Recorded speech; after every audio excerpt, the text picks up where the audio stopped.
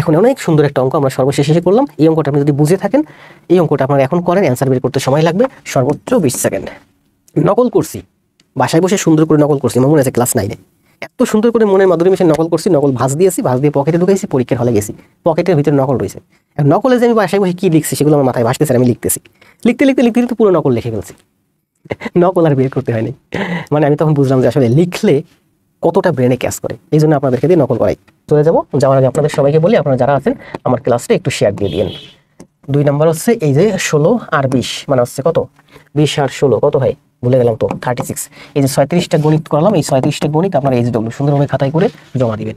যা শিখছেন আমার ক্লাস থেকে আপনি 10% শিখছেন, যখন আপনি খাতায় করবেন বাকি 90% শিখবেন। 3 নম্বর হচ্ছে যাওয়ার সময় আপনি একটা কমেন্ট দিয়ে চলে যাবেন। আপনি এই 3টা কাজ কি কমেন্ট দিবেন বলেন? আগে জব, পরে সব। তো ভালো থাকবেন, দেখা হবে আগামীকাল।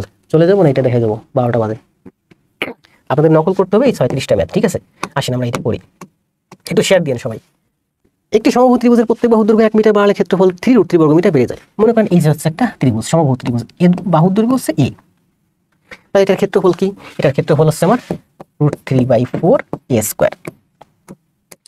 বলছে যে এর প্রত্যেক বাহুর দৈর্ঘ্য যদি 1 মিটার বাড়ান তাহলে ক্ষেত্রফল কি হবে? তাহলে বাহুর দৈর্ঘ্য হবে তো বড় হবে, তাহলে আপনার ত্রিভুজটা হবে এরকম a+1 a+1 a+1।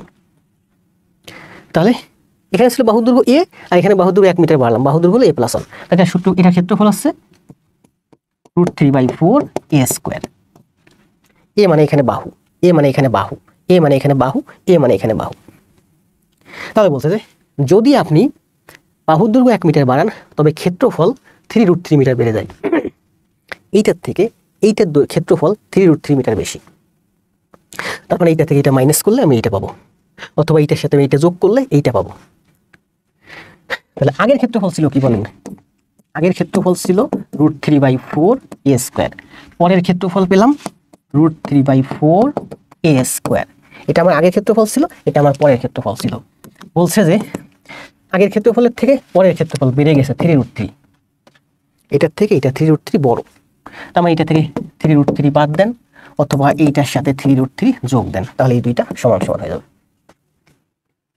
3√3/4 a², 3√3/4 a²। এটা করেন, সময় দেব 20 সেকেন্ড, অ্যান্সার দেন।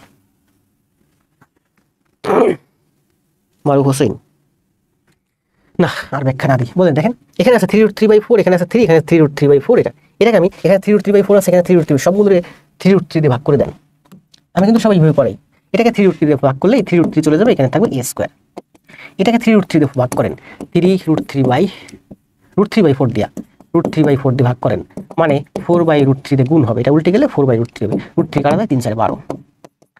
এটাকে কি লিখছি? এটা √3/4, এটাকে √3/4 দিয়ে ভাগ দেয়, এটা √3/4 কাটা যাবে, তার মানে a+1 তার হোল স্কয়ার। এখানে আছে √3/4, এটাকে √3/4 দিয়ে ভাগ করছি, এটাকে আমি √3/4 দিয়ে ভাগ করছি, এটাকে √3/4 দিয়ে ভাগ করছি। এটাকে √3/4 দিয়ে ভাগ করলে √3/4 উঠে যায়, এটাকে √3/4 দিয়ে ভাগ করলে এটা √3/4 উঠে যায়, এটাকে √3/4 দিয়ে ভাগ করলে আমার 12 হয়, 3 4 12, এই যে 12। তাহলে আমরা লিখতে পারি a² + 12 সমান সমান a² + 2a + 1। দেখেন a² বাদ যায়, তার মানে 2a সমান সমান 11, তার মানে a সমান সমান 5.5। এই অঙ্কের অ্যান্সার হচ্ছে 5.5।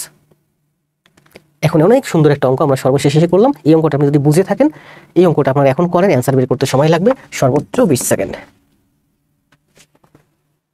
সুন্দর না? অনেক সুন্দর।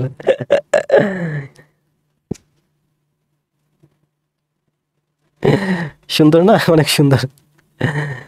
আমার মাথা পুরো হ্যাং হয়ে গেছে, মাথার ভিতরে ভম ভম ভম ভম করতেছে।